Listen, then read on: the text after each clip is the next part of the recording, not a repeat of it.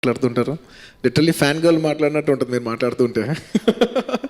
And రేపే December 17న పుష్పరాజ్ తగ్గేదలే. Thank you so much, sir. And yes, now the house is open for the Q&A. Sir good evening sir. మమ్మల్ని అడగండి sir, ఆయన feel అవ్వరు sir pressure. యాక్చువల్గా అది కరెక్టే, కాకపోతే మధ్యలో ఏం జరిగింది, నేను రవి సినిమా దృష్టిలో పెట్టినాను తప్ప నేను I want to finish my Telugu film. నేను మిగతా విషయం పట్టించుకోలే. సో ప్రజలంతా ప్రొడ్యూసర్స్ అండ్ ఫ్రాంక్గా చెప్పాలంటే బన్నీ గారు దే ఫెల్ట్. కానీ ఒకటి చెప్పగలను, మధ్యలో ఇది కరెక్ట్ కాదేమో, పాన్ ఇండియా అంటే మనం అంత చేయలేము, ఇది చేయలేము అని యాక్చువల్లీ వీ లెఫ్ట్. అది మాట్లాడుకుని మనం ఎక్కువ చేసుకోవద్దు వాళ్ళు తెలుగు అని. దెన్ రాజమౌళి గారికి ఎలా తెలిసిందో హీ కాల్డ్ చేస్తే, చూడు నీ సినిమా తెలుగు రిలీజ్ చేస్తే తెలుగు సినిమా, నువ్వు పాన్ ఇండియా రిలీజ్ చేస్తే పాన్ ఇండియా సినిమా. ఈ కాల్ సెపరేట్లీ లేదు సార్, ఐ థింక్ నేను ఏదో వేరే ఆలోచిస్తున్నా, నాకు అర్థం తెలిసింది వింటున్నాను, కానీ మీకు ఒక లాజిక్ అర్థం కావట్లా. మీరు సినిమా ఇండియా అంతా రిలీజ్ చేయండి, నువ్వు పాన్ ఇండియా సినిమా అనుకుంటే అది పాన్ ఇండియా సినిమా అవుద్ది, తెలుగు సినిమా అంటే తెలుగు సినిమా అవుద్ది. అండ్ మరి ఎందుకు ఆయన కాల్ చేయాలనిపించిందో, ఈ called me and again we spoke. And నా ప్రొడ్యూసర్ రాజమౌళి గారు ఇట్లా చెప్పారు అని ఐ స్పోక్ టు బన్నీ గారు అండ్ మైత్రి ప్రొడ్యూసర్స్, మన ప్రొడ్యూసర్ ఇద్దరు నవీన్ గారు గారితో. దెన్ అగైన్ వీ స్టార్టెడ్ ఇట్లా చూడడం మొదలుపెట్టాం. కుమార్ గారు సార్ చెప్పండి.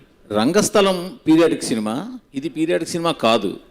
బట్ సినిమాలో డిఫరెంట్ క్యారెక్టర్స్కి, అన్ని క్యారెక్టర్లకి కూడా సాధారణంగా యూజువల్గా హీరోకి మేక్ ఓవరు, హీరోకి సమ్ డిఫరెంట్ క్యారెక్టరేషన్ ఉంటుంది. ప్రతి ఒక్కరికి కూడా ఒక డిఫరెంట్ ఎపీరియన్స్ క్యారెక్టర్. అది దేనికోసం అని, ఏంటి దాని ఇంపార్టెన్స్ ఏమైనా చెప్తారా? యాక్చువల్గా ఇది కూడా ఒక విధంగా పీరియడ్ మూవీ అనండి. ఎందుకంటే 1996 to 2004 అని తీసుకున్నాం మేము టైం. సెల్ ఫోన్ లేని టైం అండి, సెల్ ఫోన్ టైం లేని టైం. కాకపోతే ఎందుకు సెపరేట్గా చెప్పలేదు అట్లా అంటే, ఎర్రచందనం అనేది ఇప్పుడు జరుగుతుంది, అప్పుడు జరుగుతుంది, ప్రజెంట్ టాపిక్ కూడా. సో దాన్ని మేము పీరియడ్ సినిమాని ఎక్కువ హైలైట్ చేయాల. అంటే ఇది కామన్గా ఎప్పుడు జరిగినా ఉండే పరిస్థితుల్లో అన్నట్టు తీసానమాట. సో యూ కెన్ సీ ఇప్పుడు జరుగుతున్నట్టు ఉంటుంది, అప్పుడు జరుగుతున్నట్టు ఉంటుంది. సో అట్లా ఒక నేను తెలియకుండానే ఒక ఏమనాలి, ఇమాజినరీలా ఏమనాలి, ఇమాజినరీ పీరియడ్ అనుకోండి, ఫిక్షనల్ పీరియడ్ అనుకోండి, అట్లా అనుకున్నాం. ఇక క్యారెక్టర్స్ సుకుమార్ గారు చెప్పండి. అది ఇప్పుడు ఏం జరగట్లేదు, ఇప్పుడు జరిగితే ఎలా అనే దాంట్లో మీరు అనుకుంది, మీరు ఊహించుకుంది అంతేగా. అలా వచ్చారా సార్ ఆయన ఏదో చెప్తున్నారు కానీ సినిమా పీరియడ్ సినిమా అంటే కరెక్టే. ఆయన ఏదో చెప్పి కన్ఫ్యూజ్ చేస్తారు కానీ నేను క్లారిటీ ఇస్తాను సార్, అది పీరియడ్ సినిమానే. సరే బన్నీ గారు, నేను నాగేంద్ర కుమార్, ఏబిఎన్ ఆంధ్రజ్యోతి ఛానల్.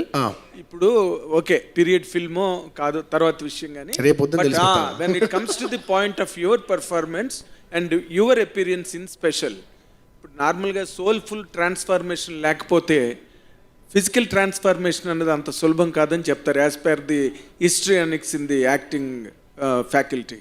ఇప్పుడు మీరు అంత ట్రాన్స్ఫార్మేషన్ వచ్చింది కదా, how could you handle that character created by such a genius director? First of all ఏంటంటే, నా అదృష్టం ఏంటంటే ఇలాంటి క్యారెక్టర్ దొరకటం. అండ్ రెండోది ఏంటంటే, నా మూడ్ ఎలా ఉందంటే సార్, జనరల్లీ ఒక ఆల్ టైమర్లు ఇలాంటి పెద్ద హిట్ పడిన తర్వాత కొంచెం రిలాక్స్ అవుదాం అనే మూడ్ ఉంటుంది. నాకు మాత్రం ఈ సినిమాను పట్టుకుని ఫస్ట్ స్టెప్ అనుకుని వెళితే ఎలా ఉంటుంది, ఇక్కడ నుంచి 10, 15, 20 years పరిగెడితే ఎలా ఉంటుంది అనే స్పీడ్లో నేనున్నా. సో నా మైండ్ సెట్ అలా ఉంది.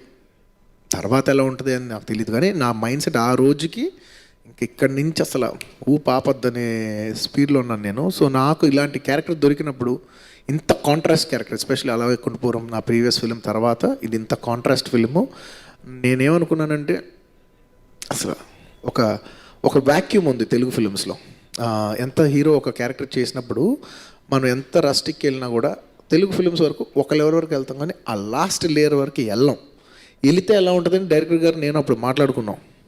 తన్నాడు వెళితే ఒకటే చాలా మంచి మాట అన్నారు, డార్లింగ్ ఇలాంటి చేసేప్పుడు చేస్తే ఆల్అవుట్ చేసేయాలి, అది తప్పైనా పర్లేదు, అట్లీస్ట్ నువ్వు ఫుల్గా అటెంప్ట్ చేసావనే మాట అయినా ఉంటుంది, వెళ్తే ఆల్అవుట్ వెళ్ళిపోవాలన్నారు.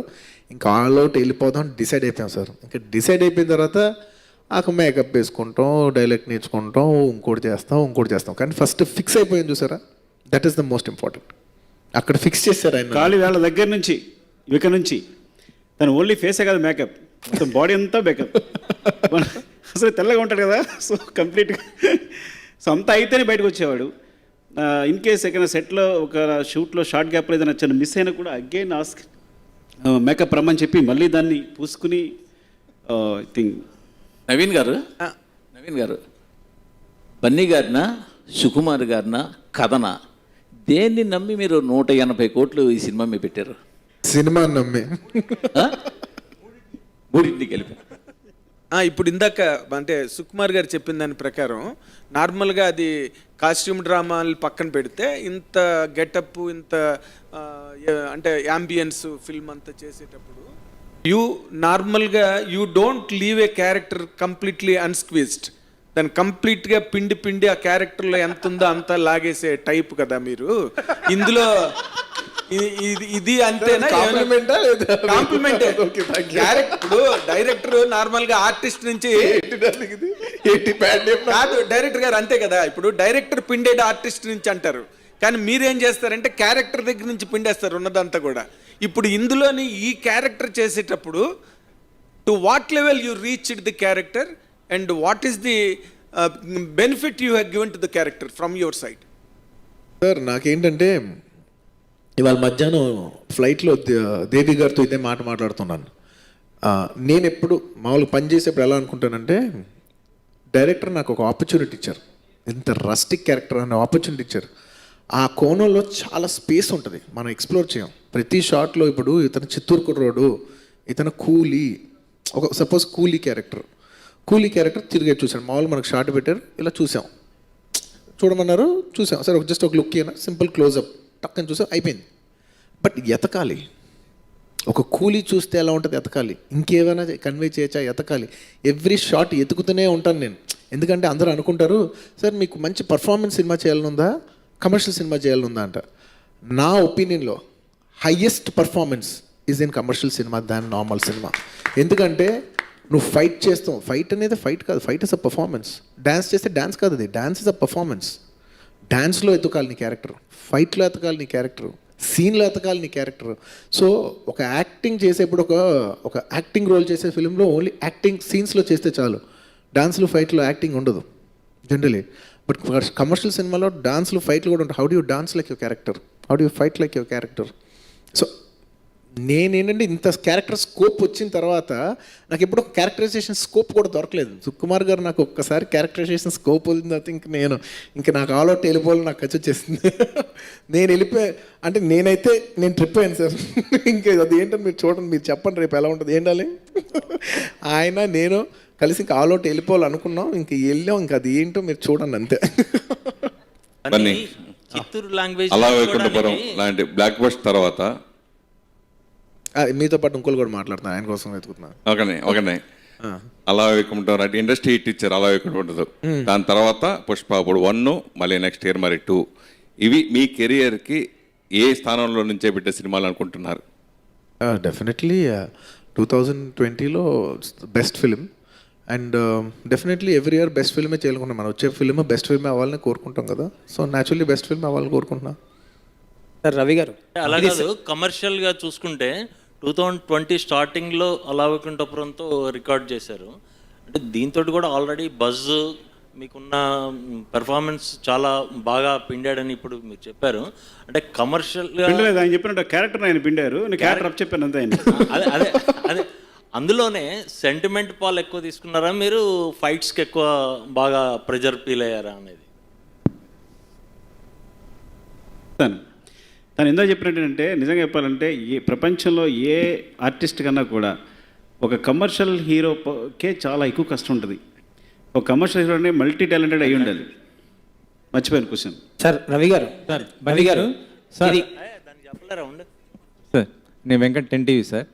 ఆల్రెడీ అంటే మీరు ఇప్పటిదాకా సినిమాలు మీద చేస్తే తెలుగు, ఆ తర్వాత మీ సినిమాలు మలయాళం డబ్బు అయ్యాయి, కానీ ఇప్పుడు మొత్తం కూడా పాన్ ఇండియా చేస్తున్నారు సార్. సో ఇప్పుడు ఎలా ఫీల్ అవుతున్నారు? దాంతోపాటు డబ్బింగ్ మీరు ఆల్ లాంగ్వేజ్ చెప్పారా, ఎట్లా అనిపించింది, ఏంటి అసలు? లేదండి, తెలుగు వరకే డబ్బింగ్ చెప్పాను, ఇంకా వేరే లాంగ్వేజెస్లో చెప్పలేదు. ఎందుకంటే నాకు తమిళ్ వచ్చు, కానీ సినిమా బాగా రావాలని నేను చెప్పలేదు. ఎందుకంటే డెఫినెట్లీ నేను డబ్బింగ్ చెప్తే సినిమా పాడైపోద్దని తెలుసు. నాకేమీ నా సొంత పైత్యం